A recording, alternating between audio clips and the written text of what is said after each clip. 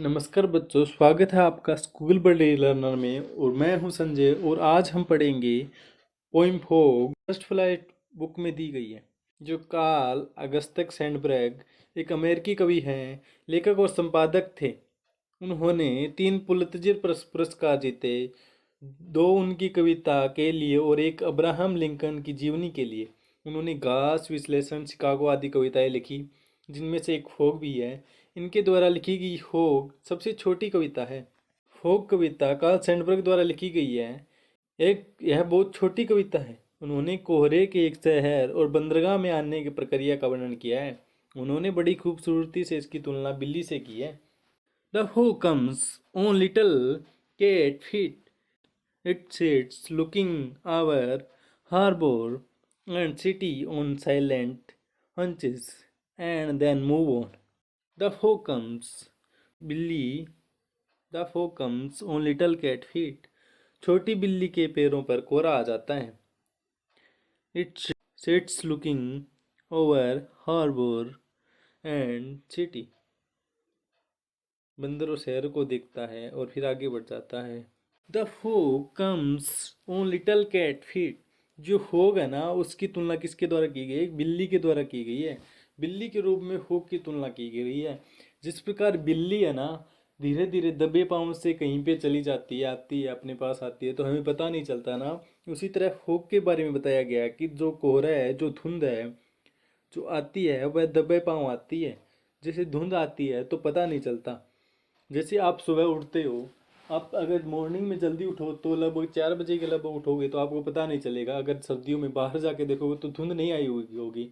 और अब वापस से अपने घर के अंदर चले जाओगे और बाहर लगभग 6 बजे या 7 बजे की तकरीबन आओगे बाहर, तो आपको मिलेगा कि धुंध आई हुई है, क्योंकि आपको पता नहीं चलेगा कि कोहरा कब आ गया।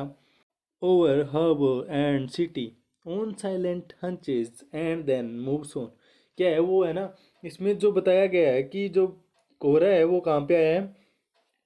सिटी के अंदर, शहर के अंदर आया हो। हार्बर और जो बंदरगाह के अंदर के ऊपर आया है। कहाँ पे आया? साइलेंट, यानी कि साइलेंट हचेज, यानी कि जो बिल्कुल है ना साइलेंट, यानी कि बिना चुपचाप आया है, कोई आवाज़ किए बिना आया है। और वापिस यानी चला भी गया है बिना आवाज़ करे, कोई नुकसान पहुंचाए भी बिना।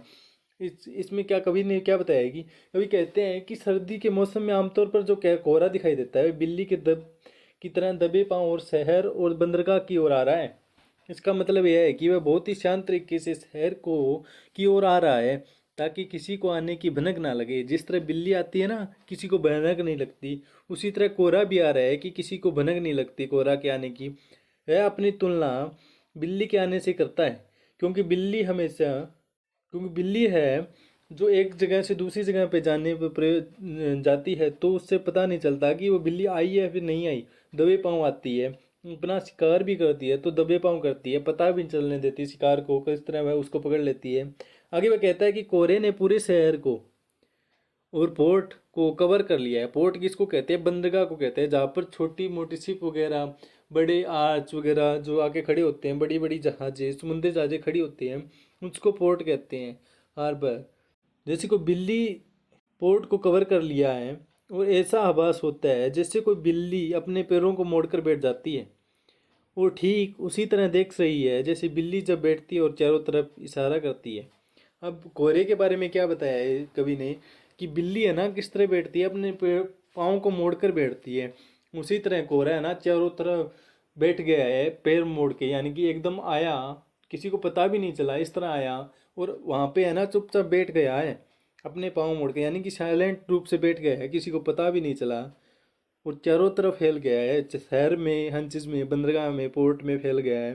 अंत में वह कोहरे के प्रस्थान का वर्णन करता है। क्या करता है कि अंत में जो कोहरा है उसका प्रस्थान, यानी कि उसके चले जाने का वर्णन करता है, जो बहुत ही नारंगी और अप्रत्यक्ष रूप से है।